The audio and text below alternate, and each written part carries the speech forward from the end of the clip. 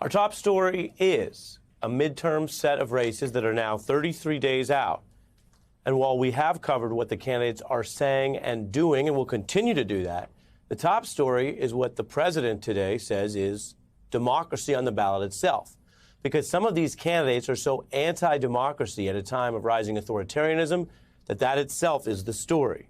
Here are the latest updated facts. We can tell you that now a majority of Republican nominees, 299, are on record running to oversee the government and sometimes elections, but they deny the 2020 election results. If they are lying about the past while seeking power, you can bet they will act on those lies in the future. You can see the quote here from the Washington Post. They are running in every region of the country and nearly every state.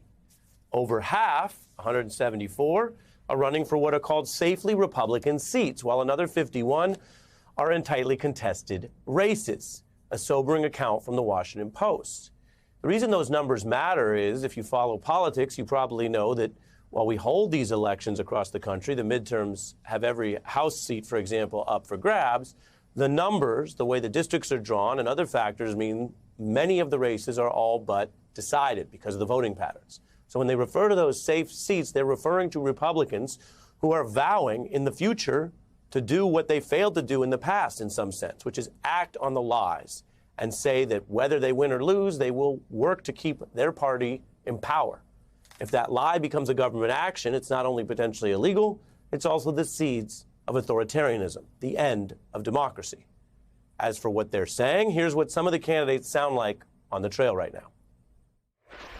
He lost the election and he shouldn't be in the White House. We had a corrupt election. I think Trump won in 2020. We're going to take our power back. We're going to seat the electors. Everyone knows something happened in the election. I have discussed with President Trump, and we cannot move on. There are anomalies in there, to put it very lightly, that are simply mathematically impossible. A lot of people have questions about the 2020 election, and so do I. It helps when your Secretary of State is willing to do illegal things to help them. Sir, there's no evidence, though, of widespread voter fraud. That is absolutely crap, and you know it. You didn't look at the findings.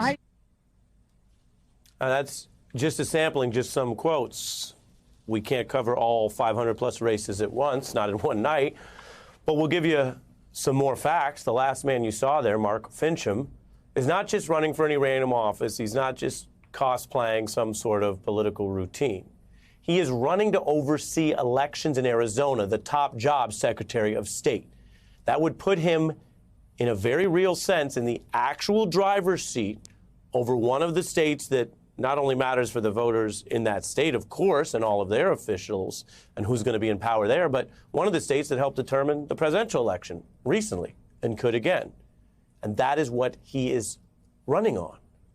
Saying the last one was stolen, which is his way of saying to the public, I'll help steal the next one. Yes, Orwellian propaganda works that way. The thieves are the ones talking about theft. Now, that same Post report that I cited, which is just an objective accounting of all this, notes the election deniers could hold enormous sway over, for example, the choice of the nation's next speaker, who in turn could preside over the House in any future contested presidential election. This is not a drill.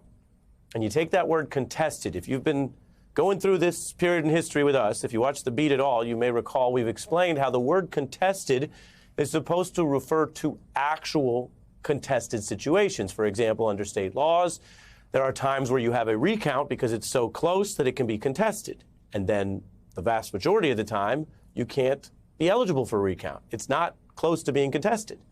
But what you have here, and I want you to pay attention to this, are people running all around the country openly telegraphing they don't care whether it's close. They know Trump lost by multiple states and millions of votes. They do know that. Trump knew that. We've seen that in the January 6 hearings. What they're saying is they're going to fake and fraudulently create the conditions where they can claim or lie that it's contested and then try to create the conditions to steal the election. It's happening out in public.